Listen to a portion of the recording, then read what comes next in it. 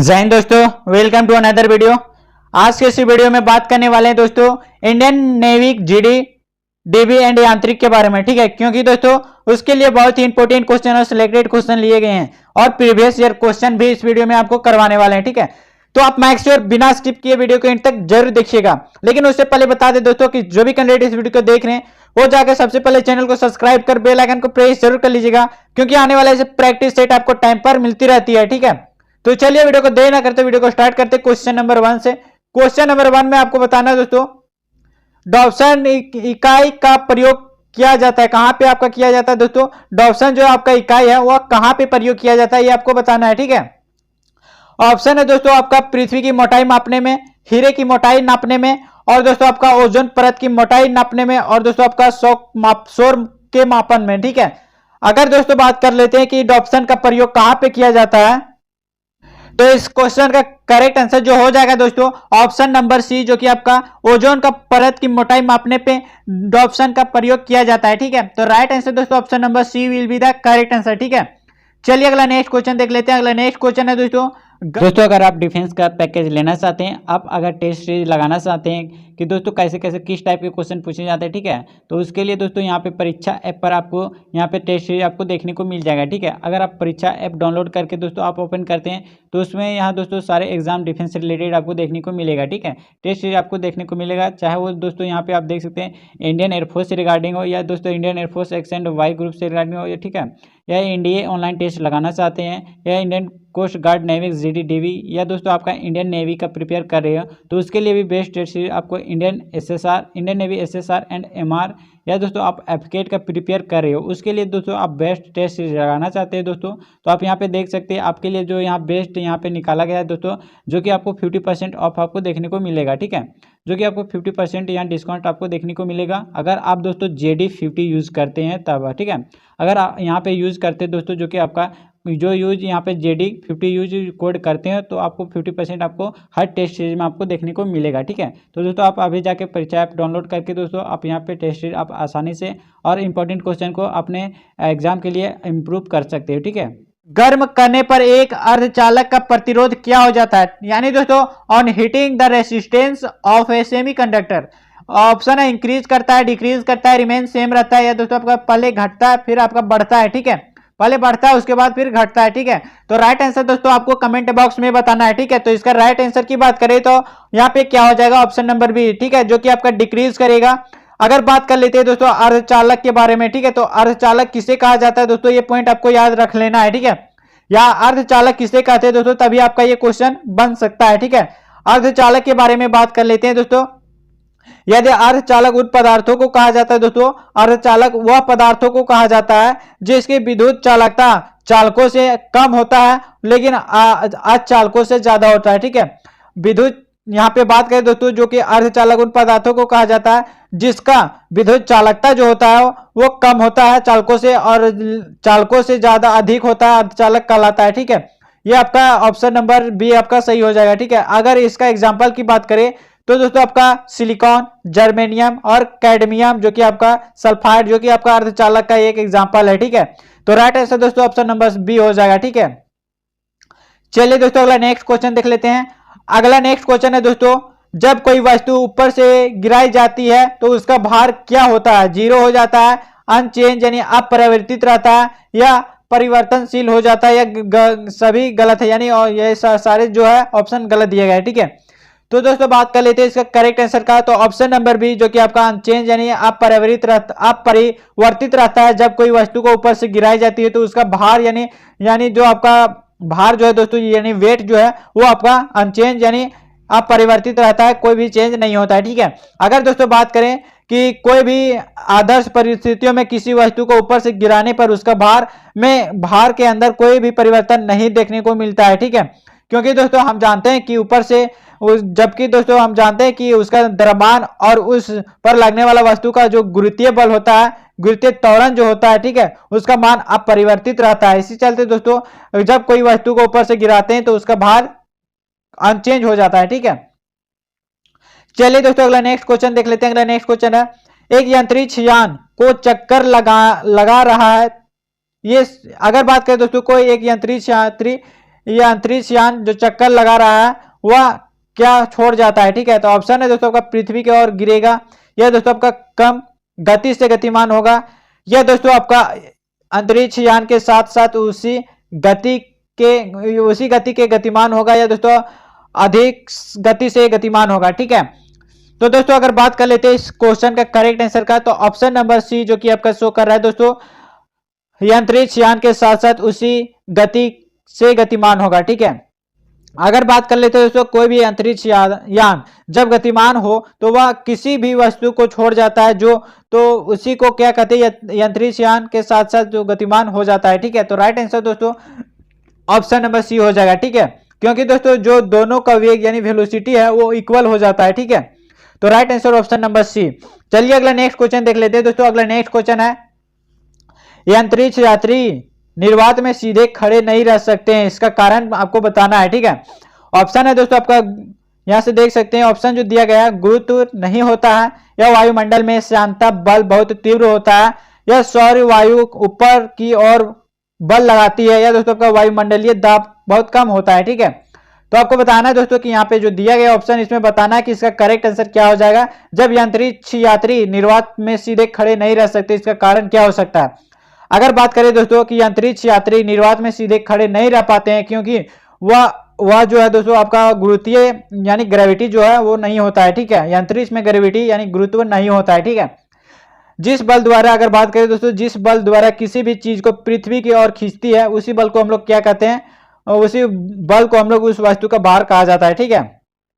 अगर बात करें दोस्तों कि अगर बात करें दोस्तों कि पृथ्वी पर किसी भी वस्तु का जो भार होता है वो पृथ्वी के द्वारा लगाए गए जो गुरुत्वीय बल होता है उसी के बराबर होता है, ठीक है। तो राइट आंसर दोस्तों ऑप्शन नंबर ए हो जाएगा, जो कि आपका गुरुत्व नहीं होता है जब किसी अंतरिक्ष में कोई भी वस्तु अंतरिक्ष में निर्वात में खड़ा नहीं रह सकता है, क्योंकि गुरुत्व वहां पे नहीं होता है, ठीक है। तो चलिए अगला नेक्स्ट क्वेश्चन की बात कर लेते हैं। अगला नेक्स्ट क्वेश्चन है दोस्तों, जैसे कि आपको यहाँ पे दिख रहा होगा, तेल जल के तल पर फैल जाता है, इसका कारण क्या है। तेल जो है जल के तल पर फैल जाता है, इसका कारण है दोस्तों आपका ऑप्शन नंबर डी, तेल का तल तनाव पानी से कम होता है, ठीक है, इसीलिए तेल जल के तल पर फैल जाता है, ठीक है। अगर बात करें दोस्तों कि हम जानते हैं कि पानी का जो पृष्ठ तनाव होता है, जो पानी का पृष्ठ तनाव होता है वो अधिक होने के कारण दोस्तों ये बूंद के रूप में पानी गिरने पर जो है, या पानी जो है बूंद के रूप में गिरने पर गोल हो जाती है, ठीक है। लेकिन दोस्तों तेल का जो पृष्ठ तनाव कम होने के कारण यह जल के तल पर फैल जाता है, इसका कारण है दोस्तों कि यह गोल रूप धारण नहीं कर पाता है, ठीक है। तो right answer option number D V will the correct answer, ठीक है। चलिए दोस्तों अगला नेक्स्ट क्वेश्चन देख लेते हैं। ध्वनि तरंगे एक प्रकार का क्या है, ठीक है। दोस्तों आपको बताना है कि ध्वनि तरंगे जो है वो एक प्रकार का क्या है। ऑप्शन है दोस्तों आपका, निर्वात में चल सकती है, केवल ठोस माध्यम में चल सकती है, या केवल गैसों में चल सकती है, या दोस्तों आपका ठोस तथा गैस दोनों माध्यम में चल सकती है, ठीक है। अगर बात कर लेते हैं कि ध्वनि तरंगे कहां पे चल सकती है, ठीक है, तो राइट आंसर दोस्तों ऑप्शन नंबर डी, ठोस तथा गैस दोनों माध्यमों में चल सकती है, ठीक है। अगर बात करें दोस्तों कि हम जानते हैं कि ध्वनि जो है एक प्रकार का ऊर्जा है, ठीक है। ध्वनि क्या है दोस्तों, एक प्रकार का ऊर्जा है जिसकी उत्पत्ति कोई भी कंपन या वाइब्रेट करने वाले वस्तुओं से होती है, ठीक है। लेकिन दोस्तों ये भी जरूरी नहीं है कि हर कंपन करने वाले वस्तुओं से आपका जो है ध्वनि उत्पन्न हो ही जाएगा, ठीक है।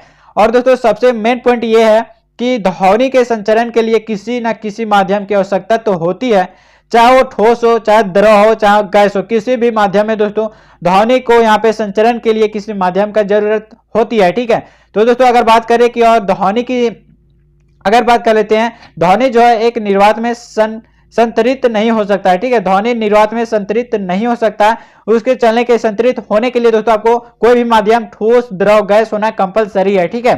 तो राइट आंसर दोस्तों ऑप्शन नंबर डी हो जाएगा कि ठोस और गैस दोनों माध्यमों में चल सकती है, लेकिन निर्वात में नहीं चल सकती है, ठीक है। तो चलिए अगला नेक्स्ट क्वेश्चन देख लेते हैं। अगला नेक्स्ट क्वेश्चन है, निम्नलिखित में से किसमें ऋणात्मक आवेश होता है। आपको बताना है दोस्तों इसमें से किसमें ऋणात्मक आवेश होता है। ऑप्शन है एक्सरे में, अल्फा पार्टिकल में, बीटा पार्टिकल और गामा रेज में। अगर बात कर लेते हैं दोस्तों कि अल्फा रे में कि अगर इसमें से किसमें ऋणात्मक होता है, तो पॉइंट वाइज हम लोग बात कर लेते हैं कि अल्फा पार्टिकल में जो होता है दोस्तों वो पॉजिटिवली होता है, या धनात्मक बोल सकते हैं, या धनावेशित हीलियम नाभिक बोल सकते हैं, वो आपका अल्फा पार्टिकल में होता है, ठीक है। अगर बीटा पार्टिकल की बात कर लेते हैं तो दोस्तों इसमें नेगेटिव पार्टिकल होता है और नेगेटिव इलेक्ट्रॉन होता है। इसमें दोस्तों आपको ऋणात्मक बोल सकते हैं या तो दोस्तों ऋणावेशित हीलियम नाभिक भी बोल सकते हैं आपका बीटा पार्टिकल को, ठीक है। अगर बात करें गामा पार्टिकल यानी गामा रेज के बारे में बात करें तो यह अनावेशित प्रोटोनों से बना होता है, ठीक है। अनावेशित प्रोटोनों से कौन बना होता है दोस्तों, तो यह गामा रे है जो कि अनावेशित प्रोटोनों से बना होता है, ठीक है। तो दोस्तों इसका जो right answer option number B हो जाएगा, जो कि आपका बीटा पार्टिकल है, जो कि आपका नेगेटिव इलेक्ट्रॉन ऋणात्मकता या दोस्तों आपका ऋणावेशित हीलियम नाभिक से आपका बना होता है, ठीक है। तो right answer option number C will be the correct answer. तो चलिए अगला नेक्स्ट क्वेश्चन देख लेते हैं दोस्तों। अगला नेक्स्ट क्वेश्चन है, निम्नलिखित में से कौन सा उष्मा का सबसे अधिक कुचालक है। ऑप्शन है कॉपर, लेड यानी सीसा, मरकरी यानी पारा, जिंक यानी जस्ता, ठीक है। तो ये सारे में आपको बताना है दोस्तों कि इनमें से कौन सा उष्मा का सबसे अधिक सुचालक यानी कुचालक है, ठीक है। तो क्वेश्चन नंबर 9 का करेक्ट आंसर की बात करें तो दोस्तों ऑप्शन नंबर बी जो कि आपका लेड है, जो कि आपका उष्मा का सबसे अधिक कुचालक है, ठीक है। अगर बात करें दोस्तों कि चालक किसे कहते हैं तो चालक के बारे में बात कर लेते हैं। तो वह पदार्थ जिसमें विद्युत धारा आसानी से प्रवाहित या प्रवाह यानी फ्लो करे उसे हम लोग चालक कह लेते हैं, ठीक है। इसका एग्जांपल की बात करें तो दोस्तों सोना तो नहीं हो सकता, लेकिन चांदी और दोस्तों आपका तांबा जो है वो आपका चालक का यानी कंडक्टर का बेस्ट एग्जांपल है, ठीक है। ये पॉइंट आपको याद रख लेना। अगर कुचालक के बारे में बात करें तो कुचालक के बारे में बात कर लेते हैं दोस्तों। तो वह पदार्थ जिसमें जो है विद्युत धारा यानी करंट जो है आसानी से फ्लो कर दे, वो आसानी से फ्लो नहीं करेगा, ठीक है। करंट जो दोस्तों वह पदार्थ जिसमें करंट आसानी से फ्लो नहीं करे उसे हम लोग कुचालक कहते हैं यानी सेमीकंडक्टर कहते हैं, ठीक है। तो ये पॉइंट आपको याद रख लेना है, ठीक है। तो दोस्तों अगर बात करें कि कुचालक कहते किसको है तो वह पदार्थ जिसमें करंट जो है वो आसानी से प्रवाहित यानी फ्लो ना करे उसे कुचालक कहते हैं, और जिसमें आसानी से फ्लो कर दे उसे क्या कहते हैं हम लोग चालक कहते हैं, ठीक है। तो दोस्तों अगर कुचालक के एग्जांपल की बात करें तो दोस्तों आपका कांच हो गया, ठीक है, कांच हो गया, रबड़ हो गया, प्लास्टिक हो गया और बहुत सारे एग्जाम्पल है आपका कुचालक के, ठीक है। तो राइट आंसर दोस्तों ऑप्शन नंबर सी जो कि आपका कांच यानी शीशा जो है वो आपका कुचालक का एक बेस्ट एग्जाम्पल है, ठीक है। तो right answer option number B will be the correct answer.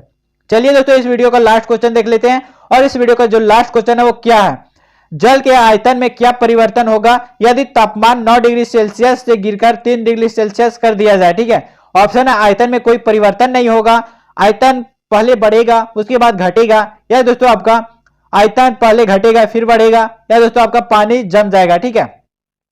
तो दोस्तों आपको बताना कि जब कोई जल का आयतन में क्या परिवर्तन कर दिया जाए यदि तापमान 9 डिग्री सेल्सियस से घटाकर दोस्तों आपको 3 डिग्री सेल्सियस कर दिया जाए, ठीक है। तो अगर बात करें दोस्तों इसका करेक्ट आंसर का तो option number C will be the correct answer. आयतन पहले घटेगा फिर बढ़ेगा, ठीक है, क्योंकि हम जानते हैं कि दोस्तों कि पानी का जो क्योंकि हम लोग जानते हैं दोस्तों कि पानी का जो घनत्व होता है वो 4 डिग्री सेल्सियस तापमान पर सबसे अधिक होता है, ठीक है। लेकिन होता क्या है दोस्तों कि आपका जल का जो आयतन होता है वो 4 डिग्री सेल्सियस पर जो सबसे कम होता है, ठीक है। लेकिन दोस्तों अगर बात करें 4 डिग्री सेल्सियस पर जो है पानी का घनत्व तो सबसे अधिक होता है, लेकिन 4 डिग्री सेल्सियस पर जो जल का जो आयतन वो सबसे कम होता है, ठीक है। क्योंकि दोस्तों जल घनत्व जो है वो आयतन का व्युत्क्रमानुपाती कर्मानुपाती यानी इनवर्सली प्रोपोर्शनल है, ठीक है। तो ये भी पॉइंट आपको याद रख लेना है। अगर बात करें दोस्तों इसके लिए जो आपके 9 डिग्री सेल्सियस से लेकर आपका 4 डिग्री सेल्सियस तक घनत्व बढ़ने के कारण आयतन जो है वो दोस्तों घटेगा, ठीक है। जबकि दोस्तों 4 डिग्री सेल्सियस से लेकर आपका 3 डिग्री सेल्सियस तक जो है बर्फ का जमने की प्रक्रिया के दौरान जल का घनत्व जो है वह क्या होता है वो घटता है, ठीक है। और दोस्तों जल की जो आयतन है वो आयतन में जो है वृद्धि हो जाती है, ठीक है। इसी चलते दोस्तों यहाँ पे पहले घटेगा फिर बढ़ेगा, ठीक है। तो right answer option number C will be the correct answer, ठीक है। तो दोस्तों ये था आज का टॉप 10 क्वेश्चन जो कि आपके एग्जाम के लिए इंपॉर्टेंट रहते हैं, ठीक है। तो दोस्तों वीडियो कैसा लगा आप हमें कमेंट बॉक्स में जरूर बताइएगा, और जो भी कैंडिडेट इस वीडियो को देखकर चैनल को सब्सक्राइब नहीं किए हो जाएगा चैनल को सब्सक्राइब कर बेल आइकन को प्रेस जरूर कर लीजिएगा। आने वाला ऐसे नोटिफिकेशन आपको टाइम पर मिलती रहती है, ठीक है। और जो भी कैंडिडेट इस वीडियो का पीडीएफ चाहते हैं वो हमारे जाके टेलीग्राम में जुड़ जाइए, लिंक आपको डिस्क्रिप्शन में दिया गया है, ठीक है। तो चलिए दोस्तों फिर मिलते हैं अगले नेक्स्ट वीडियो में, तब तक के लिए जय हिंद, जय भारत, वंदे मातरम।